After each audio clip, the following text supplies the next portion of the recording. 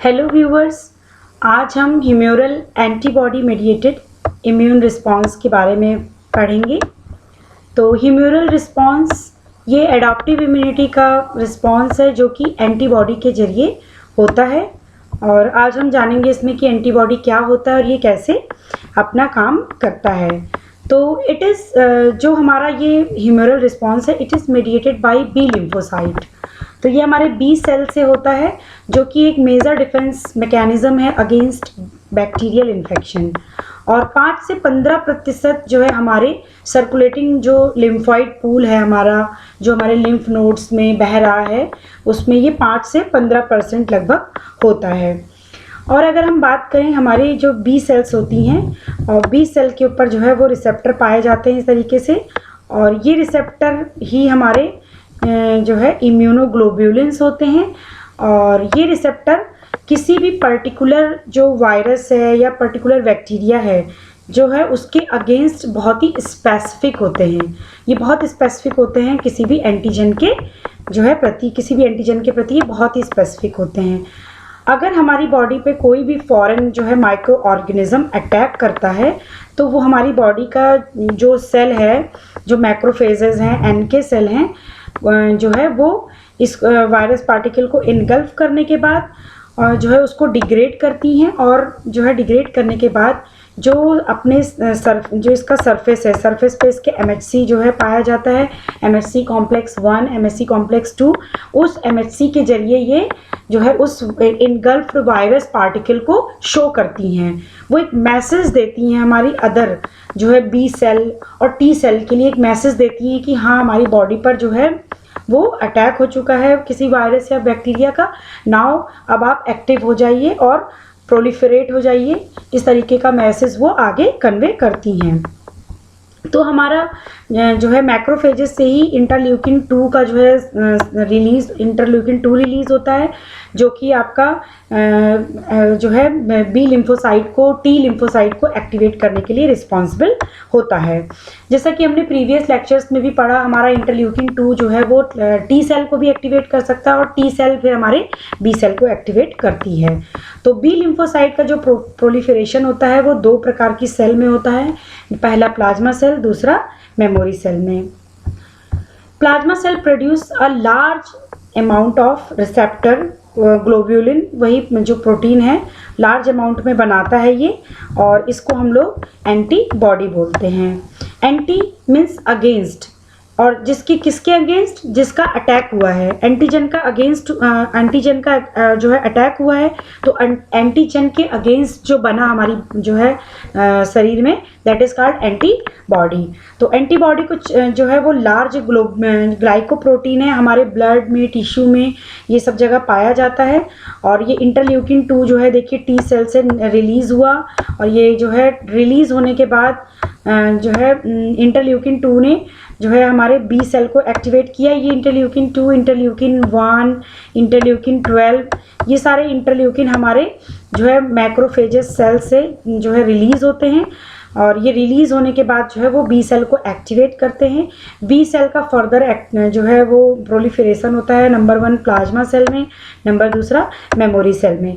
अब क्योंकि plasma cell जो है ये अपने जिसके भी खिलाफ ये बना रही है, सपोज़ ये वायरस ए के खिलाफ जो है अगर एंटीबॉडी बना रही है तो ये सारी की सारी एंटीबॉडी बिल्कुल सेम होंगी, एक दूसरे के क्लोन होंगी। इसीलिए हम इस फिनोमेना को जो है क्लोनल सिलेक्शन भी बोलते हैं। जो मेमोरी सेल है वो वायरस ए के अगेंस्ट जो है, इसके अंदर अब मेमोरी आ गई है कि वायरस ए के अगेंस्ट अब कैसा एंटीबॉडी बनाना है। तो ये जो है हमें हमारे ब्लड में और हमारे लिम्फ नोड्स में, लिम्फ में तैरती रहती है कई महीनों, कई साल, और ये अभी जो है वो एक इनएक्टिव फॉर्म में होती है। और अगेन जैसे ही कोई वायरस या बैक्टीरिया हमारी बॉडी पर अटैक करता है तो अब इस मेमोरी सेल को ज़्यादा टाइम नहीं लगता है, ये बहुत तेज़ी से उसके खिलाफ जो है बहुत सारा एंटीबॉडी प्रोड्यूस करती है प्लाज्मा सेल को एक्टिवेट करके।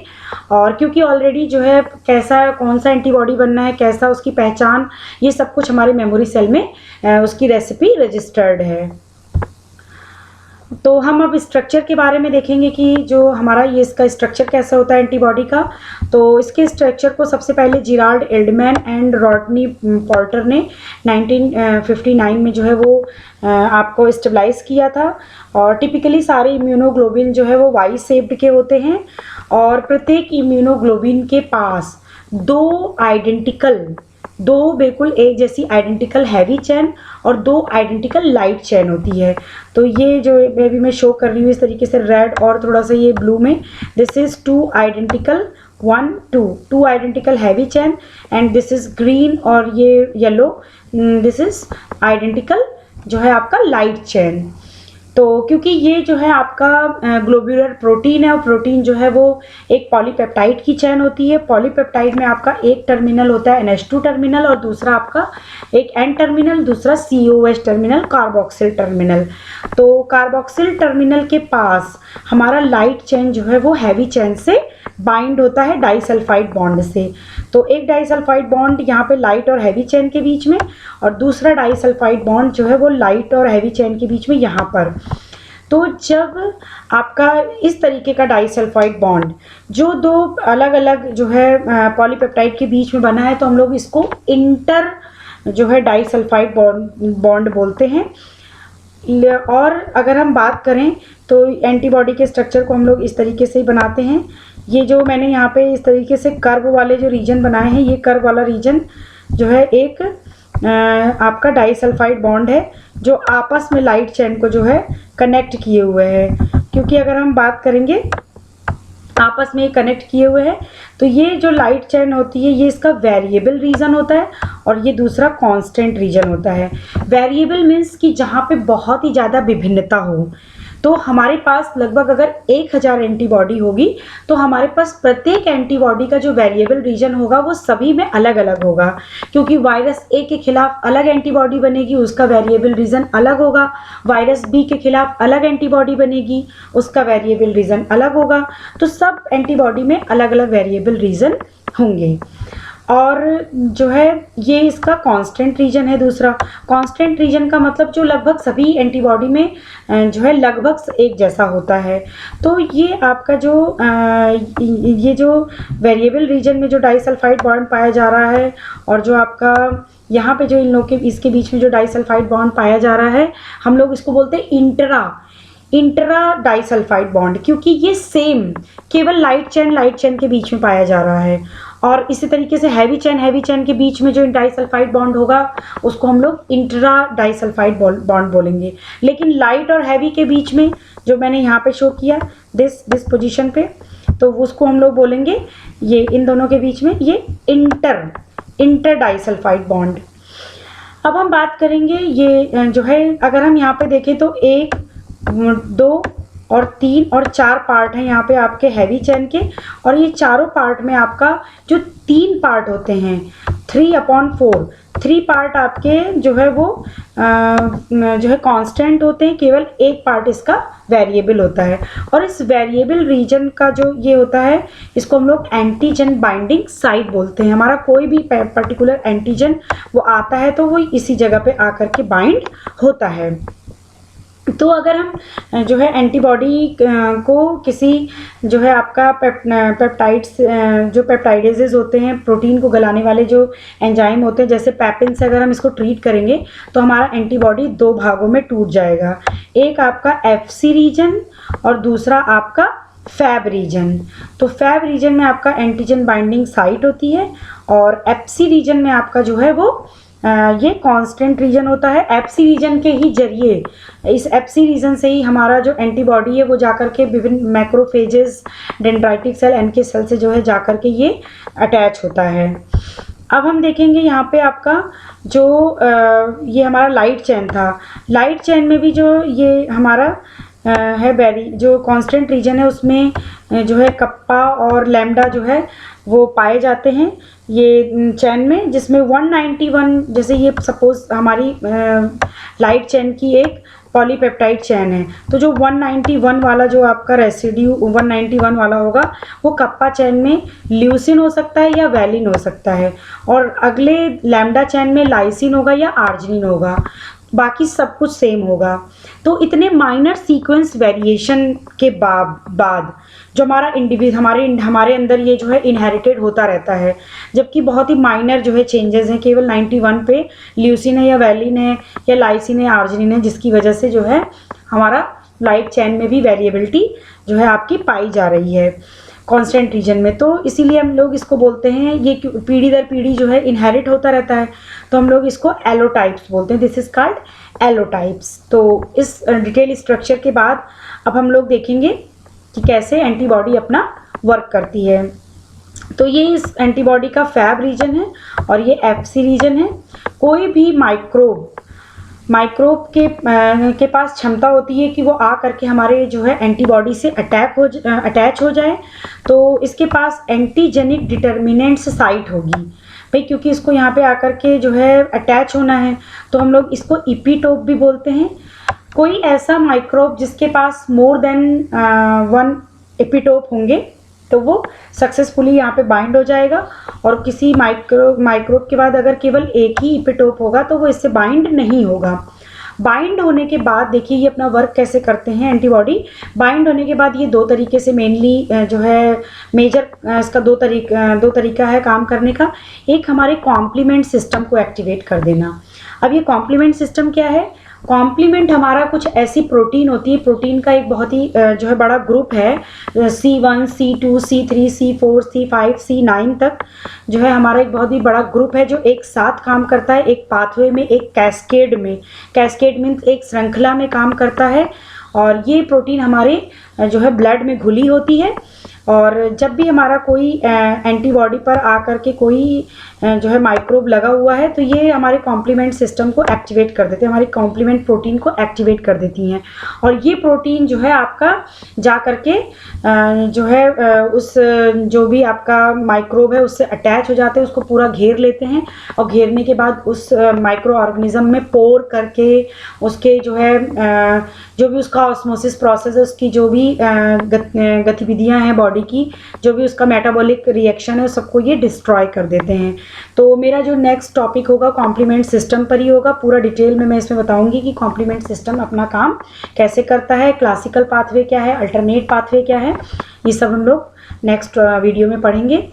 अगेन जो आपका इसका एंटीबॉडी है वो दूसरे तरीके से काम कर सकता है। इसका जो एफसी रीजन है जो है फ्रेगमेंट कांस्टेंट रीजन है, ये फ्रेगमेंट एंटीबॉडी से जो है एंटीजन डिटर्मिनेंट रीजन था, और अब आपका जो एफसी रीजन है वो एफसी रीजन जा कर के आपका मैक्रोफेजेस से अटैच हो जाता है, और अटैच होने के बाद जो है यहाँ पे ऑप्सनाइजेशन है, क्योंकि कई सारे जो है अब यहाँ पे एफसी रीजन आकर के अटैच हो जाएंगे विथ जो है एंटीबॉडी के साथ। ये पूरा ये एफसी रीजन अटैच हो गया और इस बॉडी ने किसी माइक्रो ऑर्गेनिज्म को पकड़ रखा है, मतलब जो है अटैच किया हुआ है। तो ये अटैच किया हुआ है इसने अपनी एंटीजन बाइंडिंग साइट में।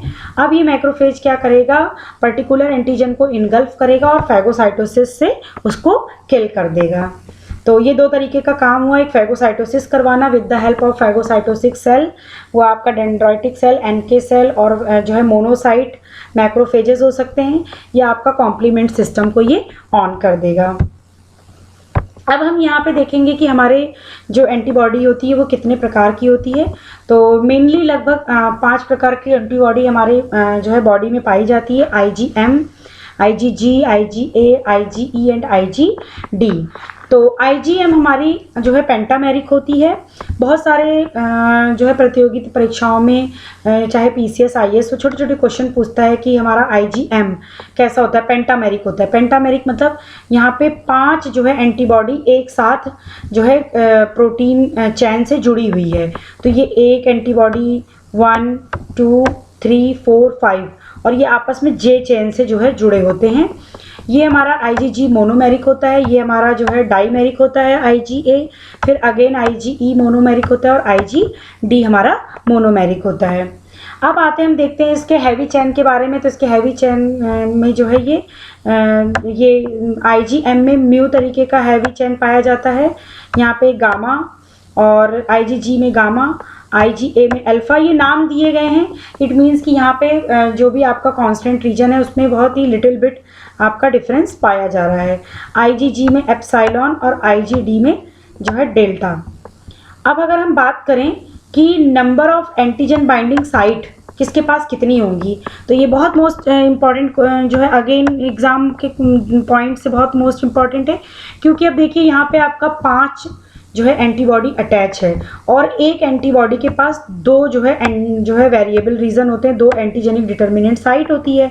तो 5 अटैच हैं, तो 5 दूनी 10, तो ये 1 2 अटैच यहाँ पे अटैच हो सकता है, एक यहाँ पे जो है आपका एंटीजन अटैच हो सकता है, एक यहाँ पे अटैच हो सकता है, दूसरा एक एंटीजन यहाँ पे अटैच होगा, एक यहाँ पे, फिर देन यहाँ पे और यहाँ पे, इस तरीके से 10 इसके पास अटैच होंगे।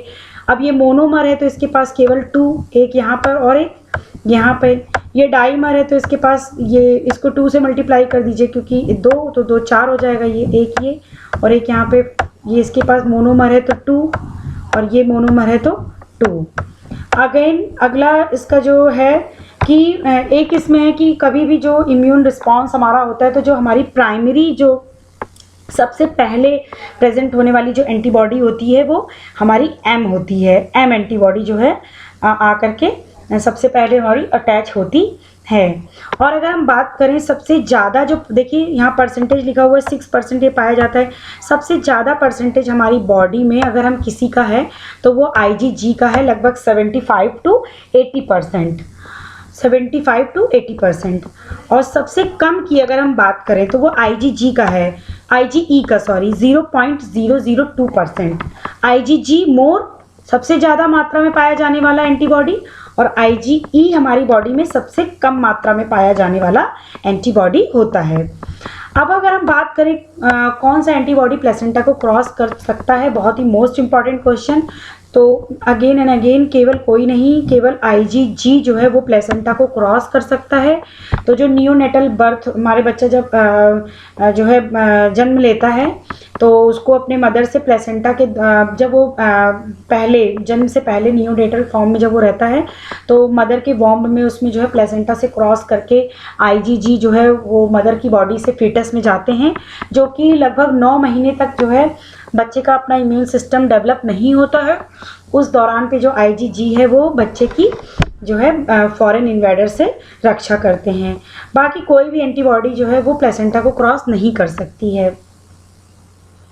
और यहाँ पे क्या होता है कि प्लेसेंटा को क्रॉस करने के लिए सपोज जो है एक प्रोसेस होता है जिसको हम लोग ट्रांससाइटोसिस बोलते हैं। ट्रांससाइटोसिस मतलब मदर सेल से बच्चे में जो है प्लेसेंटा से आ जाना।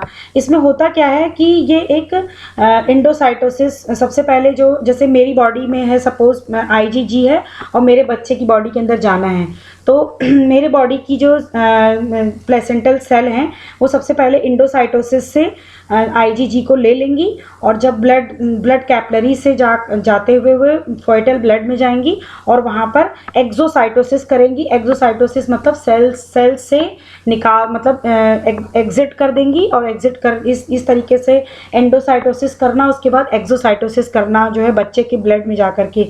ये पूरा होल प्रोसीजर जो है वो ट्रांससाइटोसिस कहलाता है। इम्पॉर्टेंट है BSc वाले बच्चों के लिए, तो बहुत इंपॉर्टेंट है इसको जानना। अब हम देखेंगे कि जो है आपका, और हाँ एक चीज़ और, IgA जो है हमारा वो हमारे मदर मिल्क में पाया जाता है, कोलेस्ट्रम में। मदर मिल्क को कोलेस्ट्रम बोलते हैं। ये भी बहुत इंपॉर्टेंट क्वेश्चन है। अब हम देखेंगे कि कौन कॉम्प्लीमेंट सिस्टम को एक्टिवेट कर सकता है। यस, IgM एक्टिवेट कर सकता है, IgG एक्टिवेट कर सकता है, बट IgA, IgE और IgD जो है कॉम्प्लीमेंट सिस्टम को एक्टिवेट नहीं कर सकता है। अब हम बात करेंगे कि FC रीजन जो है बाइंड होकर के फैगोसाइटोसिस, कौन कौन सी ऐसी एंटीबॉडी है जिसका जो फ्रेगमेंट कांस्टेंट रीजन है FC रीजन वो बाइंड होकर फैगोसाइटोसिस कराएगा। तो IgM का, IgG का और ये IgE का जो है वो FC रीजन जो है मास्ट सेल से, बेसोफिल सेल से जो है अटैच होता है IgE, क्योंकि ये IgE जो है वो मास्ट सेल और बेसोफिल सेल से अटैच होता है। तो जैसा कि प्रीवियस लेक्चर्स में मैंने ये बात आपको बताई है कि हमारे जो ये मास्ट सेल होती है उसमें जो है आपका बेसोफिल सेल्स, इसमें मास्ट सेल में हिस्टामाइन पाया जाता है, और जब ये आकर के IgE हमारे मास्ट सेल से अटैच होगा तो मास्ट सेल हिस्टामाइन को बहुत ज़्यादा मात्रा में सिक्रीट करती है, और ये हिस्टामाइन जो है एलर्जिक रिस्पॉन्स शो करता है, हमारी बॉडी में इन्फ्लामेशन कॉज करता है। इसीलिए हम लोग बोलते हैं कि IgE जो है उसका रिस्पॉन्स एलर्जिक रिस्पॉन्स है, ठीक है, due to the histamine secretion. इसलिए हम लोग बोलते हैं IgE का जो रिस्पॉन्स है वो एलर्जिक रिस्पॉन्स है। अब अगर हम फंक्शन की बात करें तो मेन एंटीबॉडी प्राइमिंग रिस्पॉन्स है ये इसका जो है IgM का, और ये जो है हमारे बी रिसेप्टर को जो है ये बी रिसेप्टर का ये हमारे पाया जाता है मोनोमर के फॉर्म में। और अगर हम बात करें तो ये IgG ये प्लेसेंटा को क्रॉस करता है और जो है ऑप्सनाइजेशन की प्रक्रिया करता है। ऑप्सनाइजेशन सेम वही, ऑप्सनाइजेशन का मतलब ये कोई आपका सेल था और ये आपका कोई ऑप्सनाइजेशन की प्रक्रिया, ये आपका कोई मैक्रोफेजेस सेल है। FC रीजन जब जा कर के यहाँ पे बाइंड हो जाएगा, फिर अगेन FC रीजन बाइंड हो जाएगा, इस तरीके से ये पूरे के पूरे मैक्रोफेजेस को घेर लेंगी। तो ये जो है कहलाता है ऑप्सनाइजेशन प्रक्रिया, और उसके बाद जो है आपका मैक्रोफेज उसको इनगल्फ करके किल कर देगा। या कोई सपोज ये कोई एंटीजन है और इस एंटीजन को बहुत सारी जो है एंटीबॉडी IgG ने ही जो है खुद घेर लिया, बहुत सारी एंटीबॉडी ने इसको घेर लिया वायरस को, और जब बहुत सारी एंटीबॉडी ने इसको घेर लिया तो ये खुद इसके इसमें पोर करके इसको किल कर देंगी, जो है कॉम्प्लीमेंट सिस्टम से इसको किल करेंगी। तो ये सब जो प्रक्रिया है वो ऑप्सनाइजेशन कहलाती है। अगेन IgA हमारा जो है सिक्रीट होता है म्यूकस में, सलाइवा में, कोलेस्ट्रम बताया मैंने, मदर मिल्क, आंसुओं में, हमारे टीयर्स में पाया जाता है। बहुत मोस्ट इंपॉर्टेंट क्वेश्चन, कौन सा एंटीबॉडी आंसू में, टीयर्स में, सलाइवा में, म्यूकस में, कोलेस्ट्रम में पाया जाता है, तो दैट इज IgA। और कौन सा एंटीबॉडी एलर्जिक के लिए रिस्पॉन्सिबल है, तो IgE। और जो है होप सो मेरा आपको एंटीबॉडी का आज का ये वीडियो पसंद आया होगा। तो अगर आपको ये पसंद आया तो प्लीज़ मेरे जो है इस वीडियो को लाइक सब्सक्राइब ज़रूर करें। Thank you.